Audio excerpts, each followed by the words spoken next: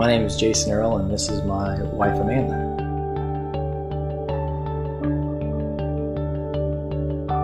We've been married for going on 17 years.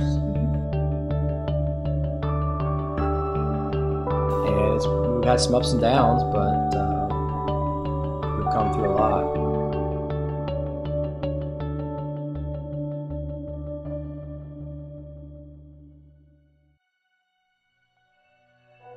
I'd say we got married in 1995. You had to get parent signature, didn't you? I did. I had to have parental consent. From her mom. She was 17 and I was 18, and we knew everything. And our marriage lasted about 6 months before we got separated. Yeah. We were separated for about 3 years early on. I think that was probably the direction we were heading, was trying to divorce, and probably just didn't have enough money to do a divorce. When Jason was out of the picture, it kind of, it seemed like a lot of responsibility with the kids by myself.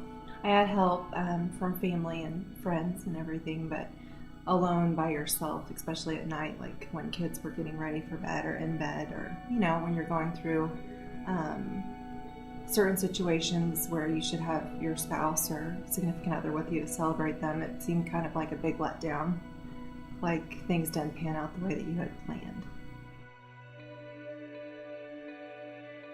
My wife came to my apartment one day after I was watching the kids one night, and basically just showed up one morning and said, "Hey, don't you have family out in Maine?" And I said, "I do." And she said, "Why don't we just leave and try to make this work?" And that was after about 3 years of being separated. We went to a counseling session for the week, and it was a complete disaster. And I believe it was that next day I had went and said, you know, if we can go to Maine, why don't we just go and kind of start over by ourselves, whole new area, don't know anybody, you know, just kind of start over. The marriage counseling meeting didn't work because I was wanting to prolong. I wasn't wanting the divorce to go through. You weren't, yeah. Wasn't ready entirely for 100% commitment. Yeah, for the commitment. I wasn't wanting it to happen. I thought marriage counseling to you was a way for us to kind of just prolong it and buy some time. Buy some time. Yeah, and I wasn't all in, and it failed. So I called my grandmother. She took me to my parents' house. My grandmother just said, "Don't change your mind and be here as soon as you can." And it was really a blessing. And we took our boys and just packed up a U-Haul and moved out there for 2 years and stayed with my grandparents. Kind of started over. Yeah, started over.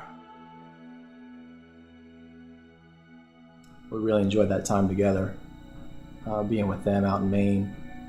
And then ended up moving back to Kansas City to finish school and do some stuff. And I think probably on the surface everything looked and appeared great. Serving on the board at our church, and the lowest part in our marriage, I think, was when you were getting ready to start school. You had started school, I was already done. So in our 10th year of being married, things may have seemed perfect on the outside, but we hit a brick wall. And I think it really came down to some decisions that I had to make.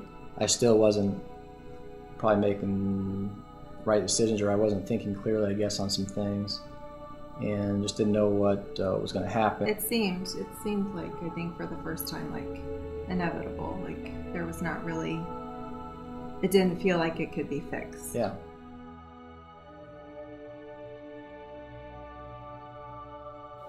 But I remember going to pick up the kids and driving. I had to go pick them up, and it was almost as if I just kind of said, "God, what direction are we going? I mean, I've really messed it up here, and I've lost, you know, I'm on the verge of losing everything." And it was almost as if above my steering wheel, I just remember this picture of this world. And God said that over the next year or so, or however long it took, that I could have, I saw my family, my kids, and my mom and dad, and my pastor, and my brother, and how, I mean, I saw stuff in this world as I was driving. And he said, "You know, I can restore all of this, but But it was like my wife was outside.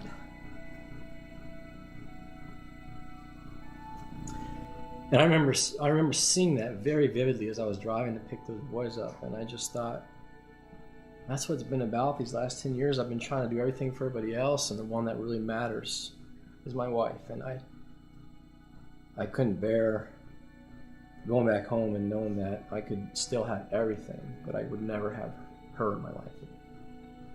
And that day I just walked back in that house and made those decisions that I needed to make.